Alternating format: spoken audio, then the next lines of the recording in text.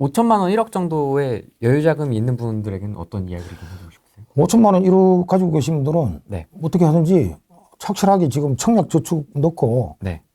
지금 돈 계속 모아야 돼요. 돈 모아가지고 네. 뭐 나중에 뭐 저축법상 그 청약 나오면은 그래도 계약금하고 중도금 1차분은 낼 돈이 있어야 될 거 아니에요. 그래서 그때까지 이제 돈을 좀 모아야지. 그걸 가지고 지금 뭘 살 거예요? 그거 가지고 지금 오피스텔 살 거예요? 그렇잖아요. 빌라 살까요? 예. 그래서 주택이 1주택자가 된다는 거는 굉장히 의미가 있어요. 1주택자가. 근데 솔직히 말해가지고 제가 앞번에 말씀드리는 그 조도법상 이 주택수 제외되는 주택수 제외 양도세 감면되는 이 아파트를 사지 않으면은 아파트 투자로 해가지고는 돈 벌기 힘들어요. 솔직히 냉정하게 말씀드리면은. 왜냐하면은 아파트를 사고 난 뒤에 그 아파트 가격이 오르기 시작하면은 아파트는 같이 오르고 같이 내린단 말이에요. 그 오르기 시작하면 정부에서 규제 정책이 발표된단 말이에요. 그러면 내가 어차피 다주택자가 돼야만이 이게 시세 차익을 갖다 그럴 수 있는데 이 주택수 제외되는 이 아파트를 가지고 있다는 거는 내가 또 다른 아파트를 사가지고 여기에 또다시 비과세를 받을 수 있다는 거예요. 그래서 아파트를 가지고 돈을 벌었다는 사람은 이 조도법상 양도세 감면 주택수 제외되는 이 아파트를 사지 않는 한은 부자가 될 수 없어요. 저는 냉정히 말씀드립니다. 유튜브에 부자들 많다고 하는데. 그거는 자 세금을 내면은 자 이미 2017년도에 파리대책 발표되고 난 뒤에 양도세 중과가 시행됐단 말이에요. 2018년도 3월부터. 그때부터 차 떼고 파 떼고 세금 내고 나면 남는 게 도대체 뭐 있어요? 남는 게 없다고. 그럼 나중에는 2019년도부터는 어떻게 됐어요? 그 양도소득세가 3주택부터는 82%까지 갔잖아요. 지방소득세까지 합쳐가지고. 네. 그러니까 그런 규제가 들어오기 때문에 이 반드시 1주택자가 될 때 지금 현재 무주택자는 이 주택수가 제외되고 양도세 감면되는 이 아파트를 반드시 노려야 된다. 다주택자는요? 다주택자는 지금 글쎄요. 다주택자는 지금까지 다주택자였다 그러면 진짜 뭐라고 말씀을 못 드리겠네요. 지금까지 다주택자였다 그러면은 네. 그건 자만하신 거예요. 아, 잘못한 거다. 진짜 자만하신 거예요, 그거는. 제가 이제 답답했죠. 왜냐하면은 지산이나 생수기나 이거는 근본이 땅이라 그랬잖아요. 네. 이거는 구분상가예요, 구분상가. 구분상가죠. 제가 이제 책에도 구분상가의 위험성에 대해서 좀 썼는데 네. 이 구분상가라는 게 자기가 직접 장사한다고 생각하지 않고 들어가면은 수익률을 맞춰가지고 특히 그 분양상가는 절대 들어가면 안 되시고요. 예. 모든 게 공유 지분으로, 공유 대지권 소유권으로 돼 있는 거, 대지권 소유권, 공유 지분으로 돼 있는 거는 다 구분상가예요. 상가는. 네. 자기가 이제 장사한다고 생각해가지고 과연 이게 월세가 얼마 나온다. 이런 거 맞춰가 들어가면은 나중에 장사하는 인연이 된다고, 장사하는 인연. 자기가 장사한다고 생각하고 이렇게 들어가야 된다고. 그렇지 않으면은 내가 봐서는 구분상가는 성공하기 힘들어요. 구분상가. 왜냐하면 땅이 없잖아, 땅이. 자기가 마음대로 할 수 있는 게 하나도 없다고. 재건축 재개발은 나이가 드시면은 재건축 재개발 하시면 안 돼요. 돈 된다는데요? 그래서 재건축 재개발을 왜 하면 안 되냐 하면은 네. 재건축 재개발도 결국은 시행사예요. 시행사업. 내 혼자서는 할 수 있는 게 아무것도 없어요. 공동개발하는 게 공동개발. 그 조합으로. 그러니까 왜 그걸 정부에다가 시에다가 시군구 그 구청장 서울특별시장한테 왜 그걸 윤호받아가지고 사업시행인가를 받냐 이 말이에요. 윤호. 그 왜 윤호를 받냐 이 말이에요. 내 땅에서 내 땅에 자기 건물을 개발하면 되지. 그 뭘 재개발하고 재건축한다 그래. 그리고 재개발 재건축도 네. 같이 오르고 같이 내려요. 같이 오르고 같이 내린다고. 진폭이 더 커요. 그걸 왜 자기 마음대로 할 수 있는 게 아무것도 없는 그런 공동개발을 하는데 뛰어드시냐고. 지금 아마 이걸 지금 보시는 분들은 재건축 재개발 아파트 가지고 계신 분들도 있을 것 같은데 있을 겁니다. 예.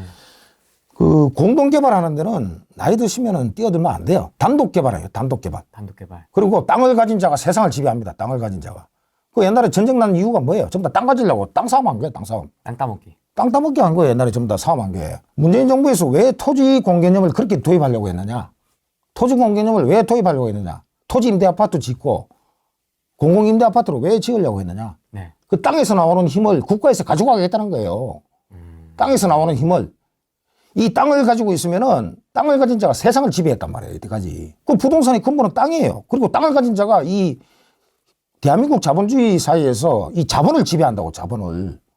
그거 엄연한 현실이에요. 그 왜 그래서 구분상가를 왜 사고, 왜 재건축 재개발을 왜 하겠냐고. 그리고 왜 내가 내 땅에서 내가 단독 개발해가지고 이걸 디벨로퍼한테 못 팔면 내가 지으면 돼요. 내가 내 마음대로 지어버리면 된다고. 내 거니까. 내 거니까 내 마음대로 지어버리면 된다고. 그리고 짓는 거 기본적으로 내 에쿼티, 내 자기 자본만 조금만 있으면 다 대출 받아가지고 은행에서 대출 받아가지고 지으면 돼요. 남들과 공동으로 하는 것을 하지 마시라. 부동산은 내 혼자서 외롭게 홀로서 해야 돼, 홀로. 그래서 자꾸 제가 홀로서 해야 된다는 이야기를 자꾸 하는 거예요. 홀로. 부동산은 혼자 하는 거지 남들하고 공동으로 하는 거 아니에요. 그리고 남한테 물어보지 마세요. 그럼 뭐 사람들하고 같이 우르르 몰려다니가지고 뭘 그러고 있어. 제발 나는 그렇지만 우리나라 사람들은 너무 솔려다녀요. 우르르 몰려다니고 솔려다니고 혼자서 뭘 할 줄은 모르네. 혼자서 할 줄은 모른다고. 뭐 주식하고 한번 이야기를 해볼게요. 여러분 그 코스피나 코스닥의 상장 회사들이 왜 상장을 하려고 할까요? 그 상장을 하는 이유가 뭐예요? 코스피나 코스닥에 있는 상장 기업들 그 근본은 다 부동산이에요. 부동산으로 하고 있는 거예요. 땅이에요, 땅. 그 사람들 고정자산에 사업을 하기 위해서는 그 당시 회사를 설립하려고 그러면 현물주자를 하는데 현물주자가 전부 다 땅이에요. 부동산. 부동산이 있어야 공장재단을 만들 거 아니에요. 우리가 그걸 이야기하면 공장재단이에요. 그 기계, 기구, 설비 이런 게 다 들어가려고 그러면 땅이 있어야 된단 말이에요. 창고도 지어야 되고. 근데 이제 보통 돈이 없기 때문에 초기에 이제 자기가 자본금이 없으니까 사람들한테 투자를 받는단 말이에요. 네. 그래서 이제 그걸 이제 우리가 회사를 만들면은 발기 설립이 있고 모집 설립이 있어요. 그래서 주식을 하려고 그러면 상법을 먼저 공부를 해야 돼요. 특히 회사법을. 이 상장 기업에서 상장을 왜 하려고 하느냐. 코스피는 내가 모르겠지만 코스닥은 상장하는 이유가 이 투자금을 회수하기 위해서 하는 거예요. 투자금을 회수하기 위해서. 왜냐하면은 이 근본이 부동산에 다 묶여 있는데 이 부동산을 갖다 팔 수가 없잖아. 네. 부동산을 팔아버리면 자기 그 회사 자체가 다 그냥 날아가니까 이 회사를 하는데 돈을 갖다 투자했던 사람들, 그 특히 현물주자, 부동산 내줬던 사람들, 이 사람들한테 이걸 갖다 돈으로 다시 환원시켜줄 방법이 뭐냐. 이게 바로 상장이에요, 상장. 그래서 여러분들이 이야기하지만 액면가 있죠, 액면가. 네. 그 액면가가 바로 자기가 그 회사 설립할 때 들어갔던 자본이에요, 자본. 자본금이에요. 그 땅을 샀던 거, 자기 기계, 기구, 설비, 공장 만들었던 그게 액면가로 나오는 게 액면가 곱하기 발행주식 총수. 그 다음에 이걸 우리가 이제 부동산으로 비하하면 아파트 짓는 거로 비하하면은 이게 아파트 짓는 원가예요. 아파트 짓는 원가. 그 다음에 이제 발행가 나오죠, 발행가. 그 코스닥에 상장하잖아요. 그 발행가가 바로 분양가예요. 왜 코스닥에 상장하느냐. 이 발행가로 해가지고 액면가에서 발행가로 올려가지고 이걸 주식을 팔면서 그 돈을 전부 다 회수해가지고 자기한테 투자했던 이 주주들한테 다 배당을 해주는 거예요. 그 다음에 코스닥의 이제 시가총액. 이 시가총액은 바로 아파트 현재의 시가총액이다. 이렇게 보시면 돼요.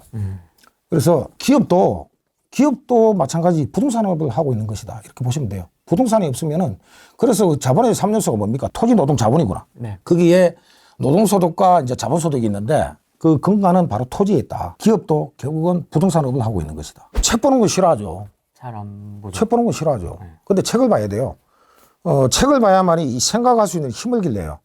왜냐하면 이게 말과 언어로 전해지는 것은 내 귀에 들어오면 왼쪽 귀로 들어오면 오른쪽 귀로 나가버리고 없어요. 활자로 된 글을 봐야만이 네. 이 생각할 수 있는 힘을 길러지고 이걸 갖다 글로 한번 써봐야 돼요.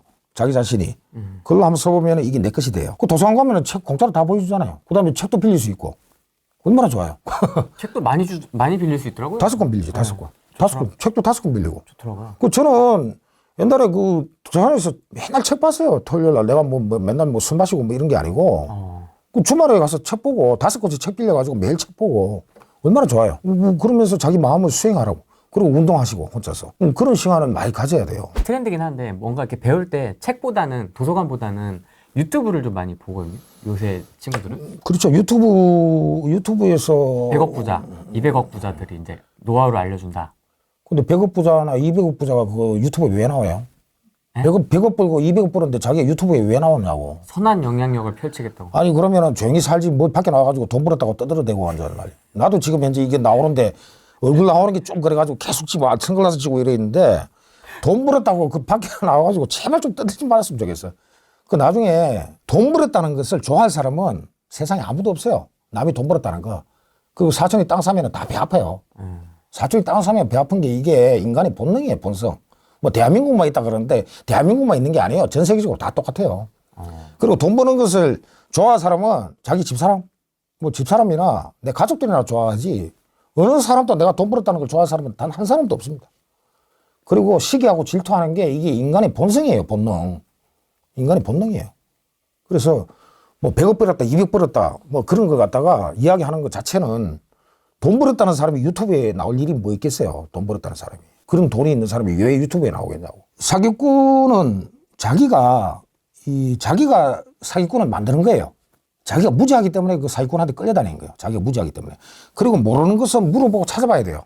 내가 모르는 그런 뭐 어떤 용어나 그런 내용이 나온다. 그러면은 물어보고 무조건 찾아봐야 돼요. 돈이 있는 부자라고 해가지고 사기를 안 당하는 것이 아닙니다. 돈이 있다 그래가지고. 돈이 있어도 사기를 당해요. 주로 이제 부동산하고 금융 쪽에 이제 이런 쪽으로 우리가 사기를 당해요. 그래서 이제 금융 쪽이라는 것은 우리가 이야기하면 대부분 뭐 이렇게 보면은 다단계죠. 어쨌든 돈은 남한테 건너가면은 실물을 담보 잡지 않는 한은 돈은 돌려받기 힘들어요. 그래서 이 사람이 이제 이야기하는 것을 당신이 내한테 말로 하는 것을 한 페이지로 정리 좀 해보라 그러세요. 정리를 해보고 이게 2페이지가 넘어가면 이게 사기예요. 아, 뭔가 말이 많아진다. 말이 많아지는 게요. 그 진실은 단순 명쾌해요. 진실은 단순하고 간결하고 명쾌한 거예요. 근데 2페이지가 넘어가는 그런 이거는 뭔가가 좀 이상할 확률이 높고 그다음에 계약서도 마찬가지예요. 계약서를 쓸 때 저 사람 소유권이 부동산이 있든지 안 그러면 전세 계약서라도 가져오라 그러든지 보증금 하다못해 안 그러면은 저 사람 자동차라도 자동차 번호라도 이게 계약서에 특정해가지고 계약서를 써주라. 하다못해 자동차 번호라도 나중에 가압류라도 걸게. 안 그러면 통장번호도 그냥 보내달라는데 해가지고 그냥 인터넷 뱅킹으로 보내지 말고 네. 이 계약서에다가 통장번호를 딱 명시를 해요. 이 통장번호를 여기다 명시를 해야 나중에 가압류도 때릴 수 있어요. 가압류도. 그래서 항상 계약서를 쓰고 돈이 건너가면 무조건 계약서를 쓰세요. 계약서를 쓰고 여기에 저 사람의 어떤 그런 실물을 담보 잡을 게 뭐 있느냐 이걸 갖다가 반드시 그 계약서에다가 이 특정을 해야 된다고. 보통 차용증만 쓰고 이렇게 보내거든요. 차용증 써가지고는 아무 강제집행할 대상 물건이 없어요. 차용증에는 아무것도 나오는 게 없잖아요. 강제집행할 대상이나 물건이 특정 안 되면은 이걸 갖다가 병당 가지고 있어봐야 차용증 이거는 그냥 종이에요, 종이. 그래서 제가 이제 이야기하는데 하다못해 전세계약서라도 있으면 질권이라도 설정한다고, 질권. 질권이라도 설정할 수 있다고. 안 되면 가압류도 돼요, 가압류도. 전세보증금에도 가압류 할 수 있어요. 그거 갖다가 그 계약서만 딱 가지고 있으면. 그래서 그 실물을 담보 잡지 않는 한은 안 된다. 그거 얻어먹지 말아야 돼요. 사람들 만나면은 항상 소주를 한 잔 먹더라도 자기가 먼저 돈을 계산하라고. 그 한 잔, 두 잔 먹다 보면은 그게 나중에 그게 또 이상한 그것도 신세졌다 싶어가지고 또 할 수 없이 돈 빌리고 한다. 사기꾼은 자기가 만드는 거예요. 자기가 만드는 거예요. 자기의 어떤 그런 허점을 보였기 때문에 들어오는 거예요.